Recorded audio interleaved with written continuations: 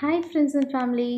இன்றைக்கி என்ன vlogனா காளானே எல்லாமே ரோட்டு கடை காளான் எப்படி பண்ணலான்னு பார்க்கலாமா? அதுக்கு தேவையானது ஆஃப் கேபேஜ் வந்து கட் பண்ணி எடுத்துக்கோங்க. அப்புறம் 2 ஸ்பூன் வந்து கார்ன்ஃப்ளவர் ஆட் பண்ணிக்கிங்க. 1 ஸ்பூன் வந்து சில்லி பவுடர் ஆட் பண்ணிக்கிங்க. சால்ட் ஆட் பண்ணிக்கிங்க. அதுக்கப்புறம் ஒரு பேனில் ஆயில் ஆட் பண்ணிக்கிங்க. இங்கே வந்து அதை வந்து நான் வந்து தண்ணி விட்டு பசைஞ்சிட்டேன். நீங்கள் தண்ணி விடாமல் பசைஞ்சிங்கன்னா ஒரு போண்டா ஷேப்போ வடை ஷேப்லையோ நம்ம போட்டுக்கலாம். ஸோ நான் இப்போ தண்ணி ஊற்றுனதுனால எனக்கு உதிரி உதிரியாக தான் வந்துச்சு. ஸோ அதை நல்லா தனியாக பொரித்து தனியாக எடுத்து வச்சுக்கோங்க. அப்புறம் கார்ன் சிப்ஸ் இருக்குல்ல, ஸோ அதை நல்லா ஃப்ரை பண்ணி எடுத்துக்கோங்க. பொரி எடுத்துக்கோங்க. ஒரு 2 பல்லாரி வெங்காயம் சாப் பண்ணி எடுத்துக்கோங்க. ஒரு ஆஃப் வெங்காயம் வந்து தனியாக மேலே டாப்பிங்ஸ்க்காக, அதுவும் கருவேப்பிலை, அப்புறம் வந்து இது கொத்தமல்லி எடுத்து வச்சுக்கோங்க.